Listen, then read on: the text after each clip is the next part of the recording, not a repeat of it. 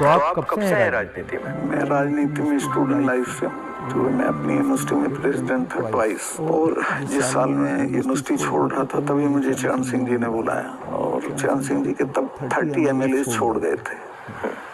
किस साल की बात है? ये दैट इज 1973।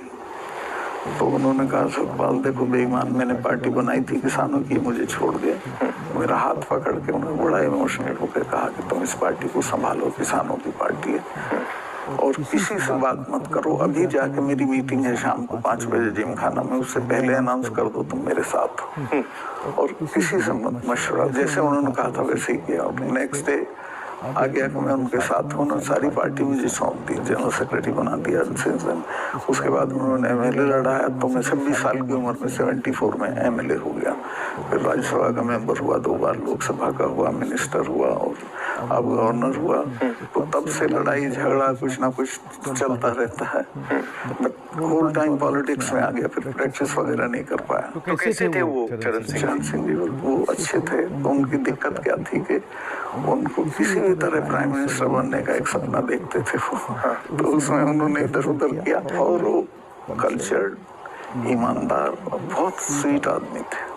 बट ये मतलब हमारे जो पॉलिटिशियंस है, काफी लोगों को ये हो जाती है कि बस बनना ही बनना। हाँ, मतलब सब कुछ कॉम्प्रोमाइज करके बनना। मैं आपको कह रहा हूँ, आपकी पूरी जो स्ट्रेंथ है जो किसी के पास नहीं है, वो ये है कि मुझे कुछ नहीं चाहिए।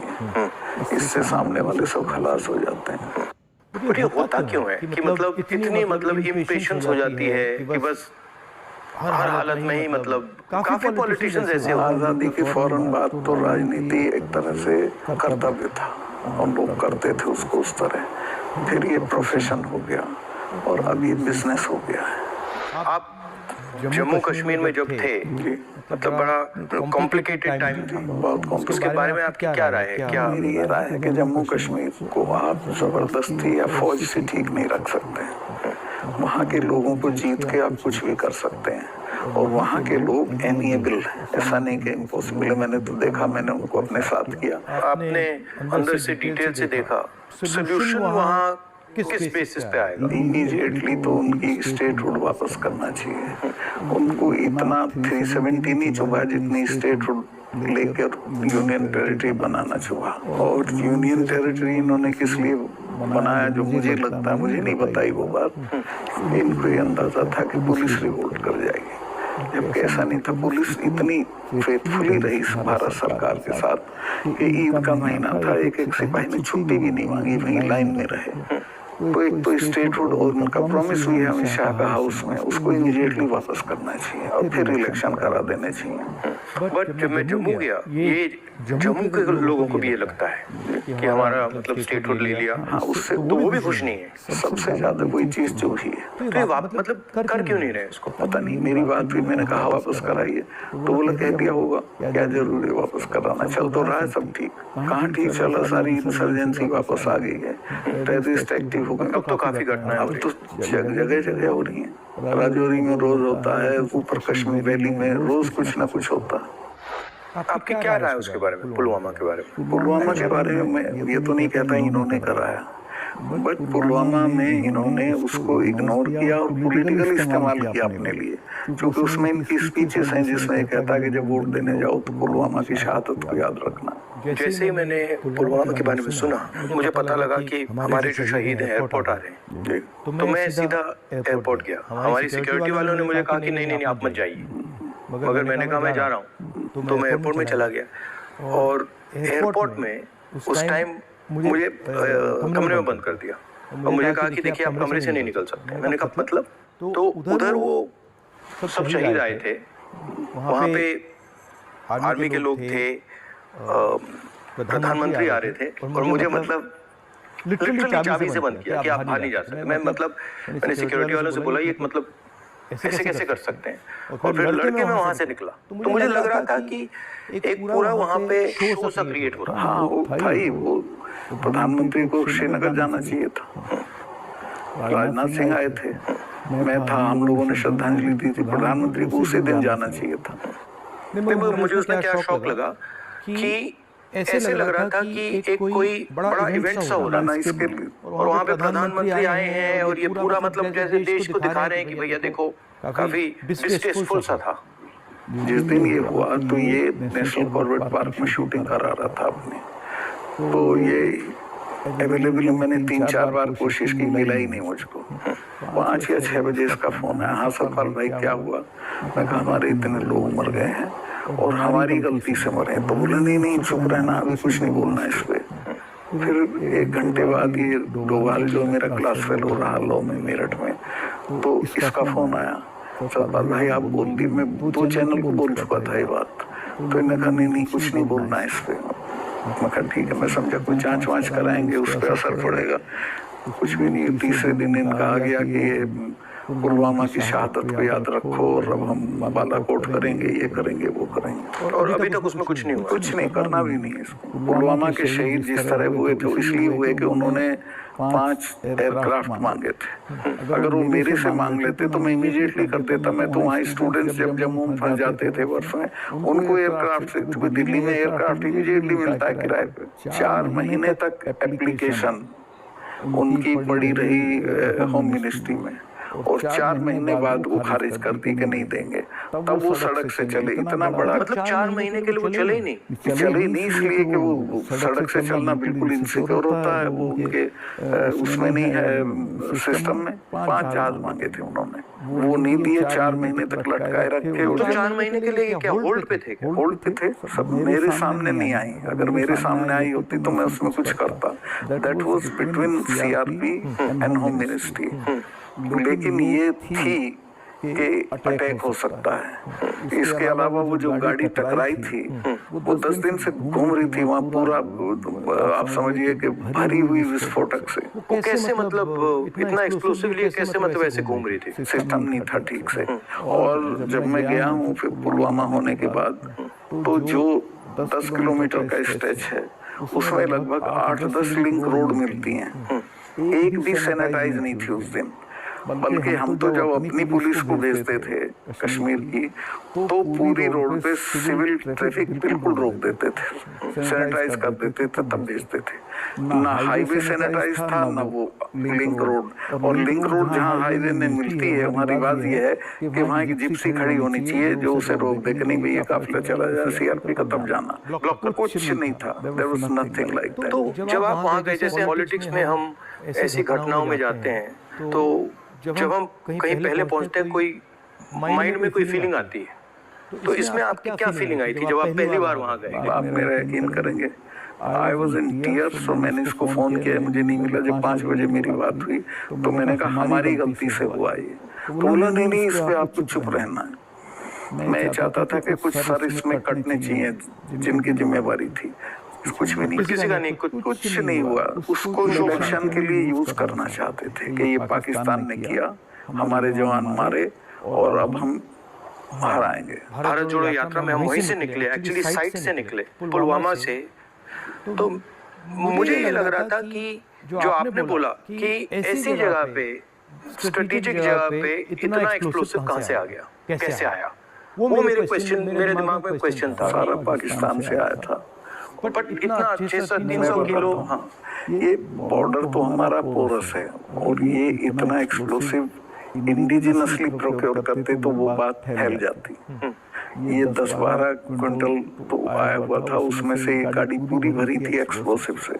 और बताया मुझे जब मैं गया कि साहब ये तो 10-12 दिन से घूम रही थी गाड़ी। जो गाड़ी चला रहा था उसका भी, मालिक का, दोनों का टेररिस्ट रिकॉर्ड था। दोनों कई बार गिरफ्तार हो लिए थे, फिर छूट गए थे, फिर गिरफ्तार हुए थे, फिर छूट गए थे। अच्छा, तो उन पे कोई निगाह नहीं थी इंटेलिजेंस एजेंसीज की।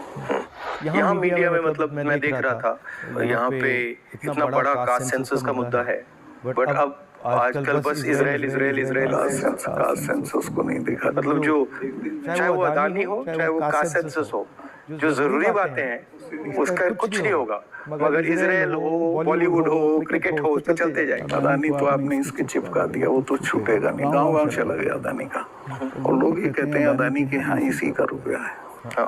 वो 20,000 का आपने उठाया था, 20,000 को इतना बड़ा इन्वेस्टमेंट कहाँ से आएगा? कल ही एक स्टोरी आई है कि ये कोयले के प्राइस इन्फ्लेट कर रहा है।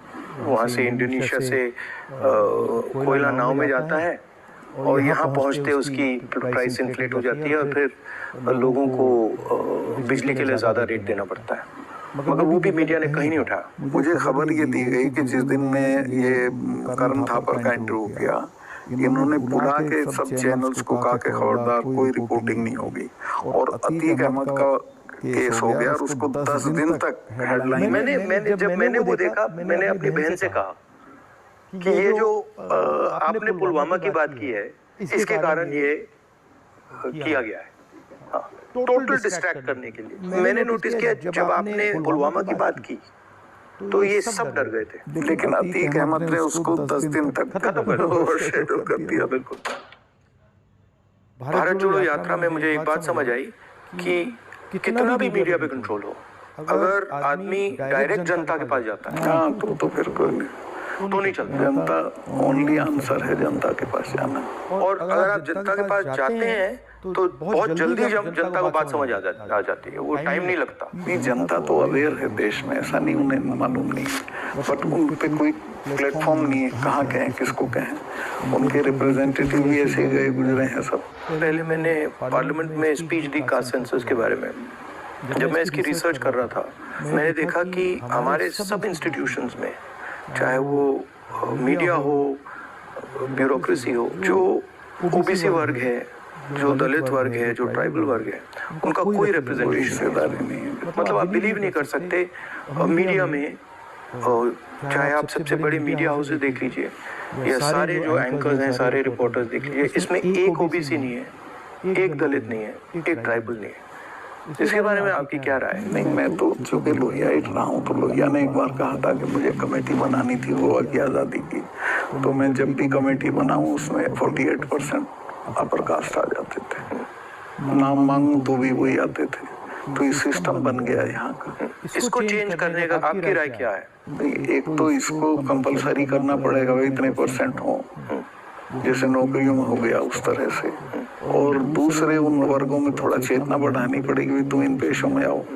बट इसमें इंटरेस्टिंग बात यह है कि जो स्थिति है एक्चुअली इंस्टीट्यूशनल स्ट्रक्चर में हिंदुस्तान में, उसके डिटेल्स ओबीसी वर्ग को भी नहीं मालूम, दलित वर्ग को भी नहीं मालूम। आपने थोड़ा मतलब मैंने तो थोड़ा सा छुआ है, बट एक्चुअली किसी को नहीं मालूम। पता ही नहीं, सही कह रहे हैं। क्यों? क्योंकि पूरा जो इन्फॉर्मेशन का सिस्टम है उसमें कोई ओबीसी नहीं है, कोई दलित नहीं, कोई ट्राइबल भी उन्हीं के हाथ में।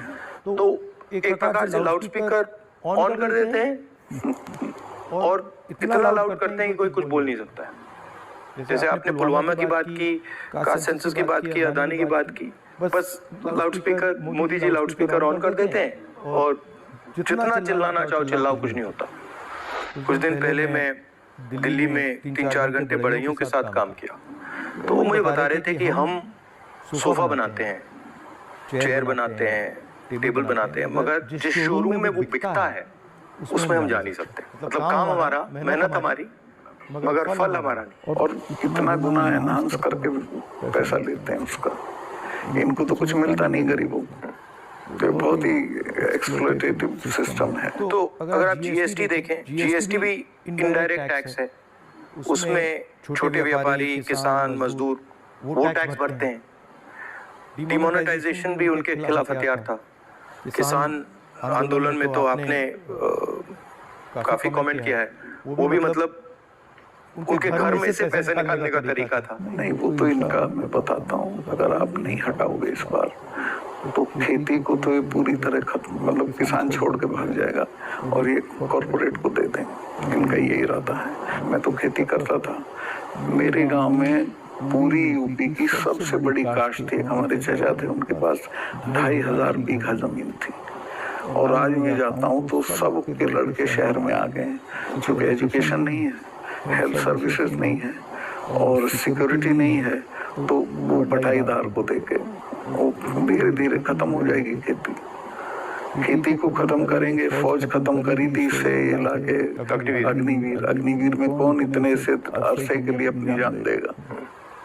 तो ये शने सब लोगों को, ये हर इंस्टीट्यूशन को पकड़ के खत्म कर देते हैं। इनकी मतलब इमीडिएटली ये चाहे वो सेना हो, सरकार हो, ब्यूरोक्रेसी हो, इलेक्शन कमीशन, जैसे इनके हाथ पड़ता है वो अपने लोगों को बैठा के कुछ ना कुछ उल्टा में आप एक स्टडी करा लीजिए।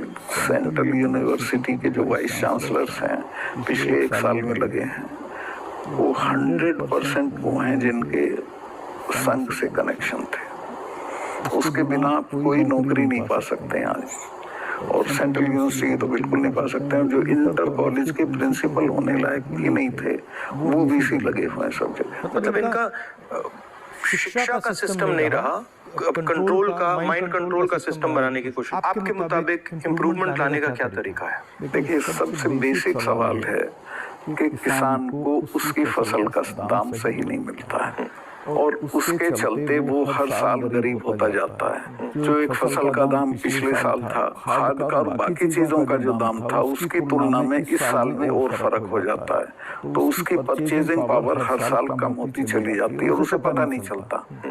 He doesn't know कि मैं गरीब हो रहा हूँ, लेकिन वो गरीब हो जाता है क्योंकि उसके जितना 1 मन गेहूं में पिछले साल खाद खरीद सकता था, इस साल नहीं खरीद सकता, इस साल ज्यादा गेहूं देना पड़ेगा। तो वो जो उसकी परचेजिंग पावर कम होती है, उसको एहसास ही नहीं है, पता भी नहीं चलता है। तो वो तो मैंने देखा जब पब्लिक मीटिंग्स में बताते तो कहते हमें तो पता ही नहीं था इधर।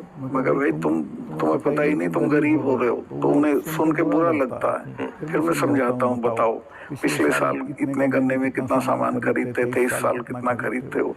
तो सबसे पहले है कि जो पैरिटी ये है एमएसपी, इसको लागू करना चाहिए। एमएसपी में ये नहीं कि सरकार सारी फसलों का एमएसपी दे, लेकिन एमएसपी करने से बाजार गिरेगा नहीं। और एमएसपी है इसलिए कि बाजार एक खास जो आपने दाम तय किया उससे नीचे गिरेगा तो सरकार इंटरवीन करेगी। और ये पंडित जी के जमाने से नागपुर सम्मेलन में जवाहरलाल जी ने कराया था ये कि हम इंटरवीन करेंगे और खरीद लेंगे। तो एमएसपी का लागू होना बहुत जरूरी है, और एमएसपी पे इन्होंने किसानों से धोखा किया।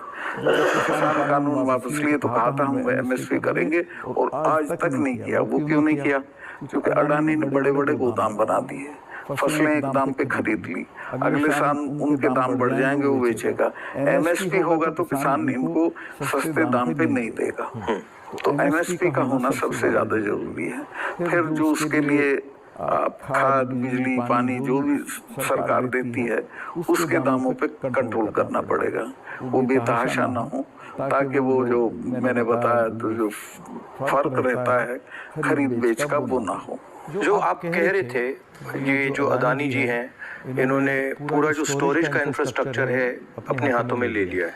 इसका इफेक्ट मैंने जम्मू कश्मीर में देखा, इसका इफेक्ट हिमाचल में दिखता है, अलग अलग स्टेट्स में, हरियाणा, पंजाब में। हरियाणा में तो पानीपत में बड़े बड़े गोदाम बना दिए। तो पूरा मतलब इस जो स्टोरेज का इंफ्रास्ट्रक्चर ये कैप्चर कर लिया है। तो फिर जब भी ये प्राइसेस को मतलब ऊपर फाइन ट्यून करना चाहते हैं, कर देते हैं, तो ये किसानों को मतलब नुकसान, डायरेक्ट नुकसान पहुंचाते हैं। जब तक इनके खिलाफ हल्ला बोल नहीं होगा तब तक सुधरेंगे नहीं, या फिर सरकार बदल जाए। अभी तो इन्हें टोटल प्रोटेक्शन है।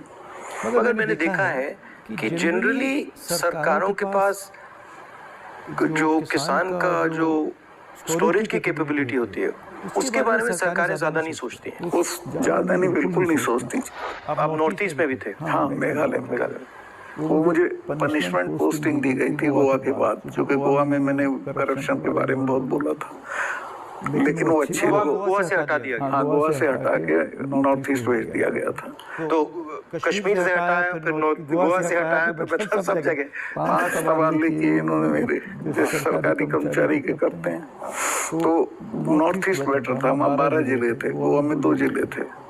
और मेघालय बहुत अच्छी जगह है, कोई झगड़े टंटे की नहीं है, रिलैक्स लोग हैं जी। हाँ, रिलैक्स अच्छे लोग हैं। संगमा साहब का लड़का चीफ मिनिस्टर था, तो उससे बहुत बढ़िया रिलेशनशिप रही, कोई दिक्कत नहीं हुई मुझे। तो मणिपुर के बारे में क्या राय है आपकी? वहाँ मतलब पूरा फेल्योर है सरकार की। चीफ मिनिस्टर जा नहीं सकता, कुछ कर नहीं सकता, लेकिन उसको अभी तक हटा नहीं रहे हैं। ये जम्मू एंड कश्मीर का भी ऐसे प्रयोग करते हैं, पंजाब का भी ऐसे प्रयोग करते हैं, मणिपुर का भी ऐसे प्रयोग करते हैं। मैं गया मणिपुर में, वहाँ जो आप कह रहे हैं बिल्कुल सही है, वहाँ कोई कंट्रोल नहीं, पूरी क्राउड निकल आई थी। आप कोई कंट्रोल ही नहीं था, मतलब बिल्कुल एक स्टेट बचा ही नहीं है। 2 स्टेट बन गए हैं, इस तरफ दूसरा नॉर्थ ईस्ट सेटल्ड था, इन्होंने डिस्टर्ब कर दिया। सब जगह ये कुछ ना कुछ मतलब अपना करते रहते हैं। और 6 महीने की बात है, मैं लिख के दे रहा हूँ, बिल्कुल नहीं आएंगे पावर में। नहीं, एक्चुअली अगर जमीन पे जाए तो बहुत नफरत है लोगों को, बहुत शदीद, पूछिए मत आप। मुझे लगता है कि हिंदुस्तान की राजनीति में आज दो विचारधारा की लड़ाई है, एक आरएसएस गांधी वाली, एक आरएसएस और एक गांधी वाली, और दोनों एक प्रकार से हिंदुइज्म के एक्सप्रेशन है। दोनों एक विजन है हिंदुइज्म का, एक अहिंसा का, एक भाईचारे का, और दूसरा जो आरएसएस का, जिसको मैं डिस्टोर्टेड विजन कहता हूँ, वो नफरत का, हिंसा का। तो इस फाइट के बारे में आप क्या सोचते हैं? मेरा यही सोचना है कि हिंदुस्तान कंट्री के तौर पे तभी सरवाइव करेगा जब वो लिबरल हिंदुइज्म के रास्ते पे चलेगा, जो गांधी का विजन है। गांधी ने ऐसे ही नहीं कहा था, गांधी ने इस देश को जितना समझा था किसी ने नहीं समझा था। वो गांव गए थे, जगह जगह गए थे, और वो इस नतीजे पहुंचे थे कि नहीं, बाकी बातें बेकार हैं, ये ठीक है रास्ता। तो हिंदू का जो लिबरल हिंदू थॉट है वही रहेगा तो देश सरवाइव करेगा, वो टुकड़े टुकड़े हो जाएगा अदरवाइज। और ये कोई राजनीतिक बात नहीं है, मुल्क के अस्तित्व के लिए जरूरी है कि हम मिलजुल के रहें, एक दूसरे के साथ रहें, झगड़ा ना करें। नहीं, झगड़ा होगा तो मुल्क ही नहीं रहेगा ना। हाँ बिल्कुल, तो मुल्क का मतलब ही है कि मतलब भाईचारे से मिलजुल के रहें जी, मिलजुल के लोग रह रहे हैं। तो आपका मतलब काफी सालों से इस लड़ाई में आपका एक्सपीरियंस रहा है, और आप मतलब बहुत सालों से आरएसएस से लड़ रहे हैं। तो आपके मतलब सजेशंस, राय क्या है? मेरी राय ये है कि अपने लोगों में ये प्रचारित हो ठीक से गांधी का, कांग्रेस का जो विजन है कि ये हम क्यों इनसे डिफरेंट हैं, ये क्या चाहते हैं, वो क्यों आपके हक में नहीं है, ये पॉलिटिकल लोग भी नहीं बोलते हैं, उनको ये बोलना चाहिए। और जो आप कह रहे थे, जो क्रिस्टलाइजेशन होना चाहिए पॉलिटिकल लोगों की माइंड में कि भाई ये अब ये राजनीतिक लड़ाई नहीं है, अब ये आइडियोलॉजिकल लड़ाई है, वो क्रिस्टलाइजेशन इतना हो नहीं रहा है। वो नहीं हो रहा, क्योंकि देखिए हिंदुस्तान का आदमी जो पॉलिटिक्स में एक्टिव है वो राजनीति तक और अपने तक एक्टिव है। वो एक तो पहले तो देश के बारे में उस तरह नहीं सोचता जैसे सोचना चाहिए, और वो जो ब्रॉडर इश्यूज हैं उन पे राय नहीं बनाता है, राय जाहिर नहीं करता है, उस पर खड़ा नहीं होता है। तो वो हम पॉलिटिकल लोगों को करना पड़ेगा। और इसमें ये भी है कि जो जैसे मैंने कहा कि इंफॉर्मेशन का सिस्टम जो है आसानी से राय बनाने भी नहीं देता है, तो डिस्ट्रैक्ट करता रहता है। तो इंफॉर्मेशन का सिस्टम तो वन वे हो गया है, उसमें आपकी बात तो आएगी नहीं, जो दूसरी बात है वो आएगी। और लेकिन एक अच्छी चीज हुई है कि लोगों ने टीवी देखना बंद कर दिया, भरोसा चला गया है। इस वक्त हम लोगों की एक ही स्ट्रेंथ है, दैट इज सोशल मीडिया। हम लोगों की बात सोशल मीडिया से फैलती है, ये उसको भी रोकने के सिस्टम ढूंढ रहे हैं, कैसे रोका जाए, वो भी नहीं हुआ है। लेकिन वो हमारी स्ट्रेंथ है, जो प्रिंटेड मीडिया है, इलेक्ट्रॉनिक है, सबको इन्होंने कंट्रोल कर दिया, वन साइडेड कर दिया।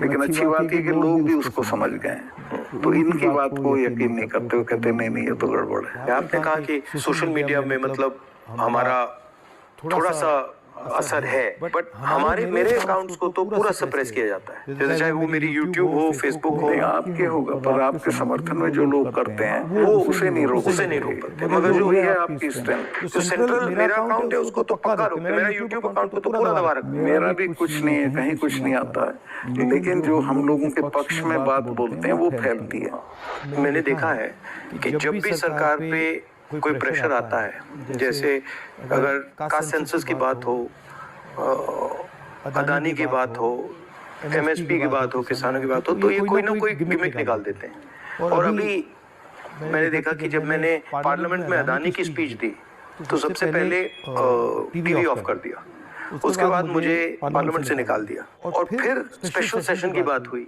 उसके बाद स्पेशल सेशन के अंदर भारत या इंडिया का डिस्कशन की बात हुई, और फिर एंड में वुमेन्स बिल की बात हुई, और वुमेन्स बिल भी वैसा कि वो 10 साल में आएगा, आज नहीं आएगा। तो ये इनका ये तरीका जो है, चाहे वो पुलवामा हो, विमेंस बिल हो, डिस्ट्रैक्ट करने का इनका बहुत इफेक्टिव तरीका है। 2-3 चीजें हैं प्रधानमंत्री की। एक तो ये किसी भी चीज को वो बना देता है इवेंट, छोटी छोटी चीज का, और उसका अपने पक्ष में इस्तेमाल कर लेते हैं। वीमेंस बिल का भी इसमें ये कि अब औरतों को कुछ मिल नहीं रहा है और एहसास ये करा दिया, पता नहीं कितना बड़ा काम कर दिया। मतलब शो बहुत ग्रैंड शो होता है। जैसे वो पार्लियामेंट की बिल्डिंग, नई बिल्डिंग में जा रहे थे तो कॉन्स्टिट्यूशन को हाथ में पकड़ के पूरा मतलब नई बिल्डिंग वाला इसकी कोई जरूरत नहीं थी, पर उनको पता लगवाना था कि मैंने बनवाई थी पार्लियामेंट। लेकिन वो हर चीज को उसी तरह से बहुत मेगलोमेनिया की तरह करते हैं। जैसे पुराना हाउस है, उसमें अगर आप एक्सपेंशन करना चाहते हैं तो सेंट्रल हॉल में आप लोकसभा डाल दीजिए, लोकसभा में आप राज्यसभा डाल दीजिए, हो गया काम। मतलब सेंट्रल हॉल में मतलब वो बिल्डिंग तो उसकी अगर वो भी कई सौ साल चलेगी। तो बिल्कुल। और अगर आपको सेंट्रल हॉल चाहिए तो एनेक्सी में सेंट्रल हॉल कर देते। बिल्कुल। तो प्रॉब्लम ही नहीं थी, बट प्रॉब्लम क्रिएट करके, शो करके पूरा मतलब इससे देश को काफी नुकसान होता है। क्योंकि लेकिन एक अच्छी चीज ये है कि लोग इसको समझ रहे हैं। लोग ना समझें तो दिक्कत है, लोग हर चीज समझ रहे हैं। मैं तो बिल्कुल नीचे तक जाता हूँ, वो सब बोल रहे हैं इस चीज को कि साहब इसको करना वरना कुछ नहीं है, ये ऐसे ही करता रहता है। और एक्चुअली जब मैं इनके भाषण सुनता हूँ और इनकी जो पॉलिसीज देखता हूँ तो एक्चुअली डेप्थ नहीं है, डिटेल में नहीं जाते। जरूरत नहीं है उसको सिर्फ रूल करना है, कोई इम्प्रूवमेंट नहीं करना, कोई चेंज नहीं करनी है, सिर्फ राज करना। जिसे बोलते हैं ना बहुत क्रूड लैंग्वेज में, साढ़ा राज है, राज करना है, दैट्स ऑल। और वो उस तरह से जो जवाबदेही जनता के लिए होती है वो महसूस भी नहीं करते हैं। आपने काफी बहादुरी के साथ जो पुलवामा के बारे में बोला, आपने जो अदानी के बारे में बोला, किसानों के बारे में बोला, तो फिर आपको धमकाया गया, सीबीआई इंक्वायरी कराएगी, सब शुरू हो गया, पूरा इनका सिस्टम चालू हो गया। आप हैरत करेंगे, ये कानून है कि जो शिकायत करता है उसको सजा नहीं दी जाती है। मैंने शिकायत की जिनकी की, उनका आज तक इंटरोगेशन नहीं हुआ। मेरे यहाँ 3-3 बार आ गए, मेरे स्टाफ के लोगों के फोन ले गए सीबीआई वाले। मैंने कहा भाई तुम कुछ कर लो, मेरा कुछ नहीं बिगाड़ सकते, मैं तो फकीर हूँ, मेरे बिना कुछ है। तो तंग आ गए वो, लेकिन करना पड़ा। फिर यही कहते थे लास्ट में, साहब नौकरी कर रहे हैं मुकट्टा। वो मुझे भी यही कहते कि भाई आप छोड़िए, मतलब हमें दबाया जा रहा है, हमें करना पड़ रहा है, इसमें कुछ है नहीं। उनकी भी मजबूरी है, उनकी मजबूरी है, क्या करें। हम बात कर रहे हैं तो इसके बाद में आप पर भी थोड़ा आक्रमण करेंगे। जब भी हम किसी से बात करते हैं एकदम आक्रमण शुरू हो जाता है उन पे। हाँ नहीं करेंगे, मेरे पे तो करते रहते हैं, ज्यादा दिक्कत नहीं, आपको कोई फर्क नहीं पड़ता। थैंक यू, बहुत अच्छा लगा। बहुत अच्छा लगा।